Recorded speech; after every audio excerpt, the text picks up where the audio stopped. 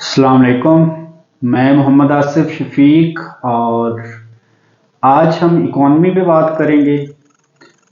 इस टॉपिक को सिलेक्ट करने का बेसिक मकसद ये है कि आप सब लोग जानते हैं कि आजकल पाकिस्तान में महंगाई जो है वो अरूज पर है।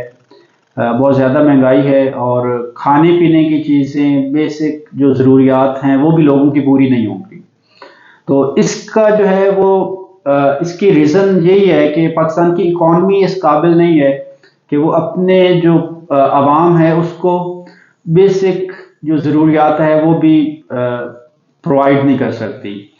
तो अब इकॉनमी में मसला क्या है, आप लोग सुनते होंगे, डिफरेंट स्कॉलर्स जो हैं वो इस पे बात करते हैं।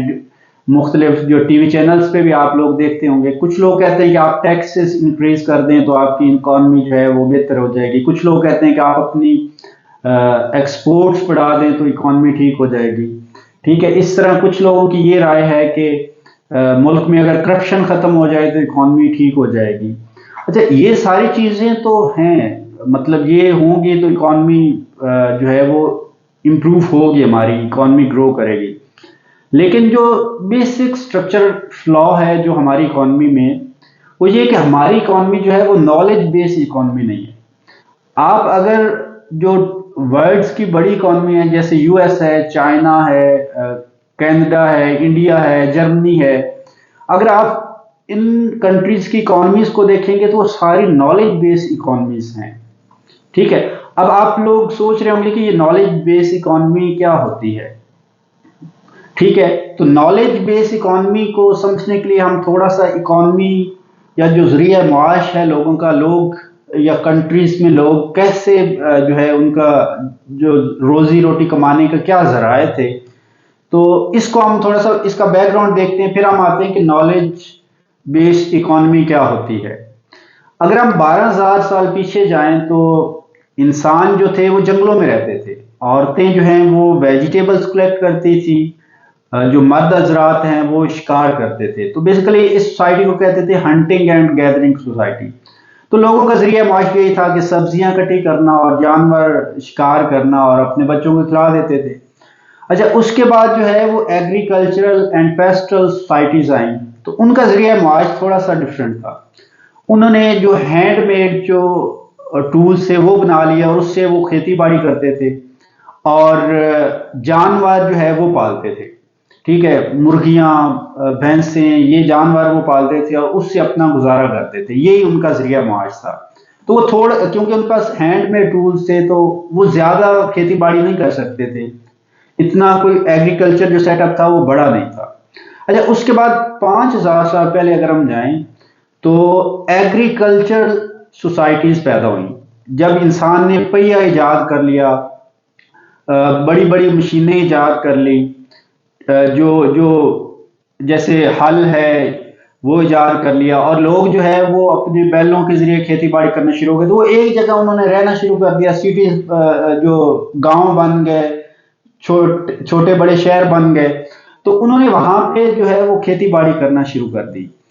तो अब खेती बाड़ी बड़े पैमाने पे होती थी और जो है वो मर्द हजरात जो है वो बाहर जाके खेती बाड़ी करते थे। औरतें उनके लिए खाने बनाती थी, उनको लेके जाती थी और इस तरह ये उनका जरिया मुआश था। इसको कहते हैं एग्रीकल्चरल सोसाइटी, जिसमें उनका जो सारा इन्हसार था वो एग्रीकल्चर पे था। अच्छा, उसके बाद जो है वो 1830 में जाके एक चेंज आती है। बेसिकली ये चेंज इंडस्ट्रियल रेवोल्यूशन की फेज में हम जब आते हैं तो ये चेंज तब आती है। तो इसके बिहाइंड क्या था, वो था इलेक्ट्रिसिटी। जब इजाद हुई तो जो है वो इंडस्ट्री बनना शुरू हो गई, यानी कि जब हमारे पास बिजली आई, ठीक है, थॉमस एडिसन, निकोला टेस्ला, ठीक है, ग्राहम बेल, इन सब लोगों ने जो है वो बिजली पे रिसर्च की तो बिजली पैदा होनी शुरू हुई और बल्ब इजाद हो गए। ठीक है, तो इससे जो है आगे इंडस्ट्री ग्रो करना शुरू होगी, मशीनें मुख्तलिफ बनना शुरू होगी, लोगों ने फैक्ट्रियां लगा ली। ठीक है, और जो जिन लोगों के पास पैसे ज्यादा थे, तो अब क्योंकि फैक्ट्रियां बनना शुरू होंगी, मशीनें बनना शुरू होंगी, रेल इंजन आ गए, ठीक है, मुख्तलिफ किस्म की चीजें फैक्ट्रियों में बनना शुरू होगी। तो जो बड़े बड़े लैंडलॉर्ड्स थे, जब उन्होंने देखा कि लोग जो है वो गांव से मूव होकर शहरों में जाना शुरू हो गए, तो उन्होंने अपनी जमीनें बेच के उन्होंने भी फैक्ट्रियां लगाना शुरू कर दी।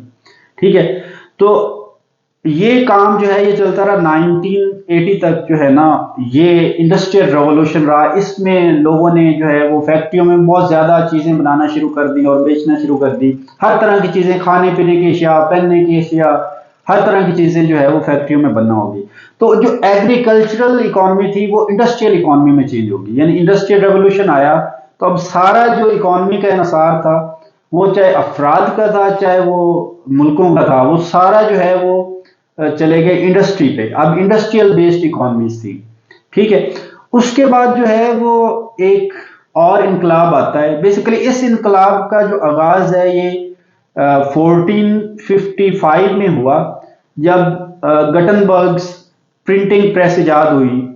तो उन्होंने किताबें छापना शुरू कर दी, न्यूज़पेपर निकलना शुरू हो गए, टाइप राइटर जो है ये इजाद हो गए। तो पूरे यूरोप में, वेस्ट में जो है वो किताबें लोगों ने जो है वो पब्लिश की और लोग पढ़ना शुरू हो गए, और इसी के साथ साइंटिफिक रेवोल्यूशन आ गया। और उसके बाद जो है वो रेडियो इजाद हुआ, फिर टेलीविजन इजाद हो गया, और 1989 में आके वर्ल्ड वाइड वेब जो है ये इजाद हुआ।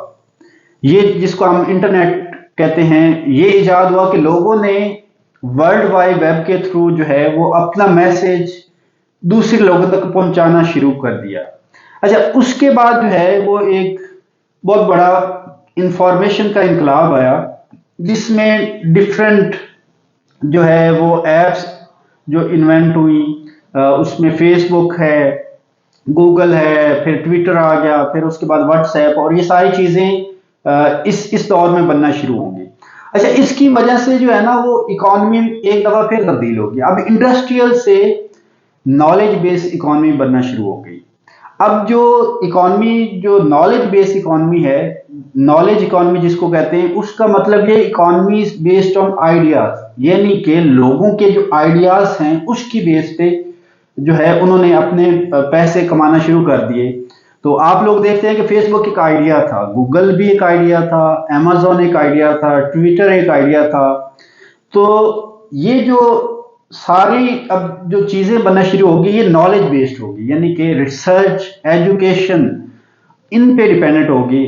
तो जिन मुल्कों में ये चीजें आइडियाज की बेस पे बनना शुरू हो गई, अब वो फैक्ट्रियों में वो नहीं था कि प्रोडक्ट्स बनती थी, फैक्ट्रियों में लोग काम करते थे, डिफरेंट जो है वो खाने पीने की चीजें बनाते थे और इस तरह की चीजें बनाते थे। अब सर्विसेज बेस्ड इकोनॉमी है, यानी कि लोग सर्विसेज प्रोवाइड करते हैं, कोई वो टेंजिबल प्रोडक्ट नहीं होती जो वो बेच रहे होते हैं। जैसे हम फेसबुक यूज करते हैं, हम व्हाट्सएप यूज करते हैं, ठीक है, इस तरह हमारे पास जो मुख्तलिफ सिमें हैं, टेलीकम्युनिकेशन की चीजें हैं, वो हम यूज करते हैं। ठीक है, ये सारी चीजें क्या हैं, ये सर्विसेज हैं। सॉफ्टवेयर हम यूज कर रहे होते हैं डिफरेंट अपने काम के लिए, तो ये सारी सर्विसेज हैं। तो अब लोगों ने मिलियंस ऑफ डॉलर्स जो है वो इससे कमाना शुरू कर दिए। तो इसको कहते हैं नॉलेज बेस्ड इकोनॉमी।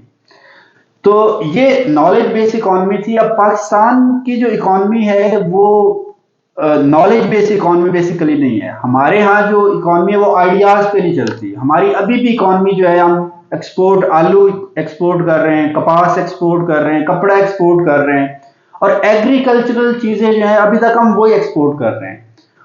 ठीक है, ऑल दो कि हमारी जो फ्रीलांसर्स हैं वो भी बहुत ज्यादा जो है वो पैसे ज़र मुआवजा कमाते हैं और पाकिस्तान में लेकर आते हैं, लेकिन हमारे पास आइडियाज की बेस पे कोई इकोनॉमी नहीं है। हमारे पास प्रॉपर्टी है, लोग पैसे जो कमाते हैं वो प्रॉपर्टी से कमाते हैं, ठीक है, एग्रीकल्चर से कमाते हैं या कुछ और इस तरह जराए हैं, लेकिन आइडियाज और नॉलेज की बेस पे बहुत कम जो है वो चीजें पाकिस्तान में बनी हुई हैं। तो अब पाकिस्तान की इकोनॉमी को नॉलेज बेस्ड इकोनॉमी कैसे बना सकते हैं? कुछ फैक्ट्स एंड फिगर्स हैं कि बाकी कंट्रीज जो इतने डॉलर्स कमा रहे हैं, millions of billion trillions of dollars कमा रहे हैं, तो वो कैसे कमा रहे हैं। तो इस वीडियो को जो पार्ट 2 है उसमें हम देखेंगे कि पाकिस्तान की इकोनॉमी नॉलेज बेस्ड इकोनॉमी क्यों नहीं है और हम इसको नॉलेज बेस्ड इकोनॉमी कैसे बना सकते हैं। और एक जो आम फर्द है वो नॉलेज बेस्ड इकोनॉमी में कैसे कंट्रीब्यूट कर सकता है। तो ये चीज़ हम नेक्स्ट वीडियो में डिस्कस करेंगे। Thank you.